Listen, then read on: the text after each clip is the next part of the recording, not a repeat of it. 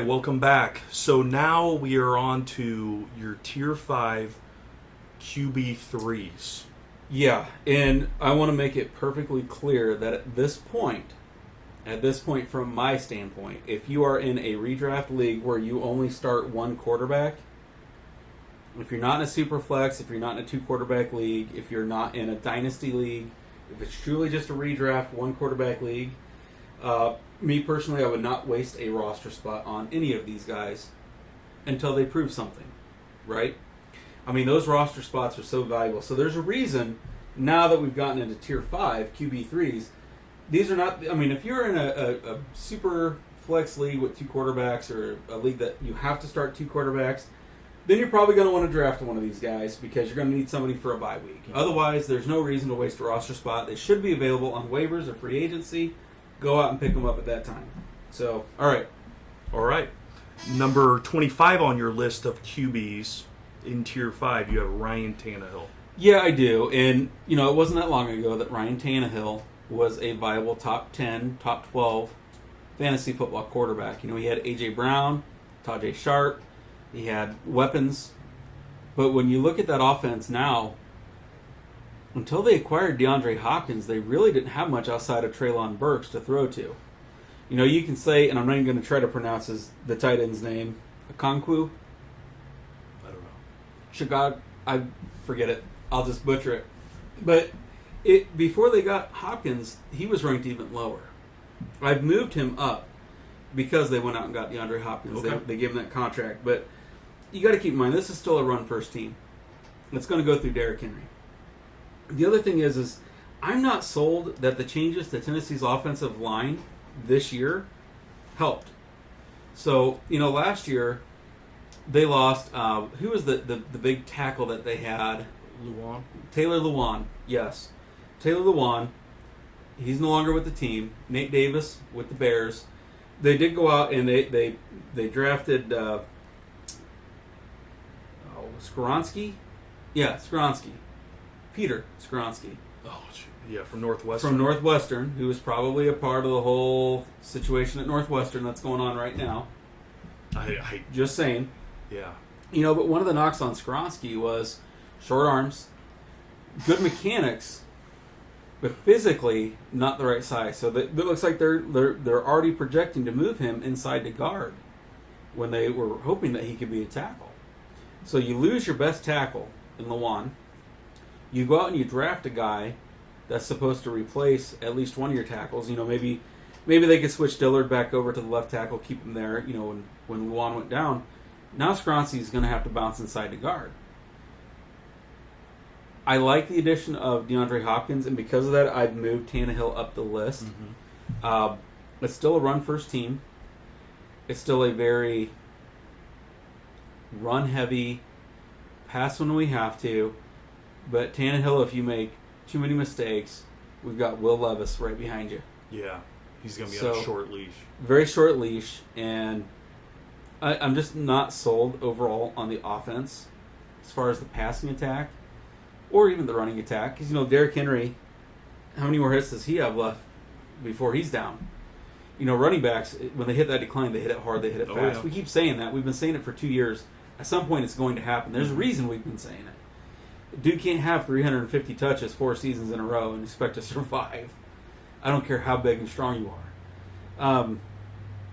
Just not sold. Yeah. I mean, and I had Tannehill even lower than this before the acquisition of DeAndre Hopkins. So if you're thinking, oh, you know, you need more information, no, we've got the information. I know DeAndre Hopkins is on there. We're making this after that acquisition. He's still there for me. I can't go any higher. My issue with Skoronski is that, I mean, he got more airtime on draft day, that first day, than any other draft pick. The problem But why, Joe? He was on every defensive end's highlight film that got drafted. I mean, it was rather impressive. He might be a mauler, he might be an inside guy, which you don't draft like 10 unless it's like Quentin Nelson. But, I mean, it was like Olay. If you look at all the guys that got drafted, if you look at their highlights, they play Northwestern. Yeah. And it's like, oh, that's Ross. Oh, that's him on his back. Oh, that's it. Wait, he's the best left tackle? I don't see it. Yep. By the way, I don't it's see Chigozium Okonkwo. I tried it. That was good. I hope I did okay. Okay. Yeah. That's awesome. Okay. So let's move on to number 26. The 26th quarterback of your list in Tier 5. You have Desmond Ridder. Tell us about Desmond. So, Ridder, we don't know what his ceiling or floor is. I can't have him ranked any higher. I will say he's got an above average offensive line. He's got Drake London. He's got Kyle Pitts. He's got Cordero Patterson. They went out and they drafted Bijan Robinson, who can catch the ball out of the backfield. He's got weapons to work with. If he can play at a high level, like he did at Cincinnati, he'll move up this list over time. I'm not there yet. I need to see it. I mean, last year he did okay, but he was not spectacular. Nobody expected him to be. I need to see it.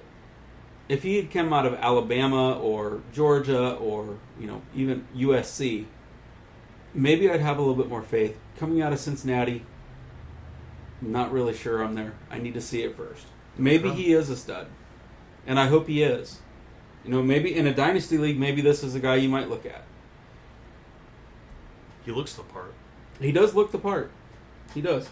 But we're going to go down this list here, and there's going to be a few more guys that we can say the same thing about. Oh, yeah. But I don't care how prolific you were in college. You're in the pros now. It's a different game. All right. So number 27 on your list of Tier 5 quarterbacks is Kenny Pickett. Tell us about Kenny Pickett. Yeah, so he's another young quarterback that's got a lot of weapons to work with. They got George Pickens. They went out and got Allen Robinson. Don't forget Deontay Johnson is there. He's got Pat Freiermuth. Najee Harris, who started out really slow last year but did come on a little bit stronger towards the end of the year. The Steelers have looked at that offensive line, realized that it needed some adjustments. There's reason to be optimistic and hopeful. You could say the same thing about Ridder, but we didn't see it. I need to see it. So basically, I'm in show me mode. Show me. He's got plenty of weapons, that's for sure. All right, number 28 on your list in a Tier 5 quarterback, you have Anthony Richardson. Tell us about Anthony. Show me again. I want Anthony Richardson to be a stud. I love the Colts. Me personally, I would prefer that they benched him this year and let Gardner Minshew start. The knock on Richardson was he's a developmental quarterback. If he's a developmental quarterback, don't throw him in there on day one before he's ready. You're going to ruin him. But if he does get the start, I've got him ranked higher than some of these other guys that have been in the league longer because he can run the ball. He's an athletic freak. There's talent and ability there. How much do you want a rookie running back running for his life? I mean, as a Bears fan, we've seen it with Fields, right? Don't put a guy in before they're ready. Again, fantastic dynasty pick. Pickett's a fantastic. So is Ridder, as far as dynasty goes. But not in a redraft league. Not as anything more than a backup in a 2 QB Superflex league. We got to see it first. I don't care how much upside is there. There's actually fantasy football experts that have Richardson ranked inside the top 15 just based upon his physical ability. But here's the problem, Joe. When you get to the NFL, they're all good athletes. You're not making it to the NFL if you're not a good athlete. So this whole, he's such an athlete, I don't want to hear that. They're all athletes. Yeah. They wouldn't be there otherwise. Yeah, I'm with you. Your number 29 quarterback of also in Tier 5, you have Mac Jones. Yeah, and Mac Jones is hard to rank. I like Mac. Not much, but I like Mac. I don't want to see him fail. Yes, I do. Who am I kidding? I don't like Mac Jones. I was so glad when the Bears didn't pick him, and he's with the Patriots, so I can't stand him anyway. It's like double reason to not like him. Really? Yeah, I'm just not a big fan of Mac Jones. A lot of attitude. Are you intimidated by his physical stature? No. I'm just intimidated by the fact that he can yell at Matt Patricia and get away with it. Oh, okay. So, but no, in all seriousness, Mac is hard to rank because he performed so poorly last year. But Matt Patricia was doing the play calling. Well, that's not what Matt Patricia should be doing, right? They had no OC last year. It was OC by committee. Who does that? Belichick may think he's the smartest man in the room, but that was not a good decision. So they bring in Bill O'Brien this year. So there is reason for optimism. They bring in Bill O'Brien. They have a real offensive coordinator. They bring in Jerry Jeudy. They got a solid wide receiver 2. Oh, Jerry Jeudy. The only problem is they've got a solid wide receiver 2 slotted in as their wide receiver 1. Mm-hmm. So I don't like that fit. But they go out and pick up Mike Gesicki. So I fully expect to see New England go back to the 2 tight end sets with Gesicki and Hunter Henry, much in the way that they did with Gronk and Hernandez. Now, I don't think it's going to be Gronk and Hernandez 2.0, because I don't think the talent levels are the same. There's reason to be optimistic about Mac, but I still see deficiencies in that wide receiver room. Juju is not a number 1. It's not what he's best for. He's never been a number 1. His best days have always been as a number 2. Mm-hmm. So I have my concerns. I really have my concerns about Mac this year. But I can see why people who want to draft him have optimism. You'd really have concerns if Aaron Hernandez was still there. Well, yeah, but you know what I mean. Like I said, it's not Gronk and Hernandez 2.0. Remember when he played running back? Hernandez did? Yeah. Remember they put him back. You put him back as a running back, and he. Yeah. Oh, did he truck people? Yeah. Yeah, I people. do remember that. He could do all the same thing. Yeah. Yeah. I do remember that. But yeah, he was an incredible athlete. Just yeah. Anyway. Yeah. Number 30 on your list of quarterbacks, in also tier 5, you have Sam Howell. Tell us about Sam Howell. Completely unproven, a complete unknown. Now he's got weapons. They have Terry McLaurin. They've got Jahan Dotson. I think Curtis Samuel is still there. Reed is still there, I think, at tight end. Eric Bieniemy is the new offensive coordinator. You know, he's been with Kansas City the last several years. He's got weapons to work with. Antonio Gibson, fantastic. He was a wide receiver in college. Stud. You know, fantastic third down back. Brian Robinson's a capable running back. Major questions about the offensive line. And we don't know anything about Sam Howell. He did look good last year. In 1 or 2 games? We don't have any sample size to judge him. So I can't rank him any higher than this. Interesting. Can't. It's interesting that you have him right next to a guy named Baker Mayfield, because I watched Sam Howell either his freshman year or his sophomore year in North Carolina. Mm-hmm. Watched one game and I was like, that guy reminds me a lot of Baker Mayfield. Yeah, hopefully he's not. Hopefully he's not, for his sake. Okay. Number 31 on your list, and within tier 5, you have Baker Mayfield. So tell us how much you love some Baker Mayfield. Well, if anybody watches this channel, they know how much I love Baker. As in, I don't. I thought it was a mistake when he was drafted. Sounds personal. I didn't even think it was a mistake that he was drafted first overall. I thought it was a mistake that he was drafted in the first 2 or 3 rounds. Cool. So, fantastic college quarterback. But there's a difference between being a college quarterback and a pro quarterback. Now, if he goes down to Tampa and he fails to produce again this year, he's done. Because you can't go to a team with Mike Evans and Chris Godwin and all the associated weapons that they have down there and fail and call yourself an NFL quarterback. He already should be out because he had that in Odell Beckham and Jarvis Landry in Cleveland, right? But we don't even know that Baker is going to be the starting quarterback. It could be Kyle Trask. I've got Baker on here because right now I think he has the inside edge for that position. But I think he's got the shortest leash of any starting quarterback, including Ryan Tannehill in the NFL. Wow. I really do. Wow. I mean, there's a reason that he's been on 4 teams now, and he's only been in the NFL for, 6 years? 5 or 6 years? Started with Cleveland, played in Carolina, got traded to the Rams, now he's in Tampa. I was under the impression that the LA situation was based on him just getting a chance to back up, and if he had the opportunity to make an impact, which he did. Remember, Stafford was hurt. Yeah, he did make an impact. Yep, he did. But I thought that was just like kind of a stepping stone to get away. Like, I think it was him. Do you think it's a negative that he's no longer with LA? I do. Oh, really? I do. I think if a team has a quarterback that they think is worth what because I don't think he's making a lot of money. He's not making a lot of money down in Tampa. But he's getting an opportunity to be the starter. But he wants to be the starter. Well, that's important. That's why he took it. Yep. Yeah.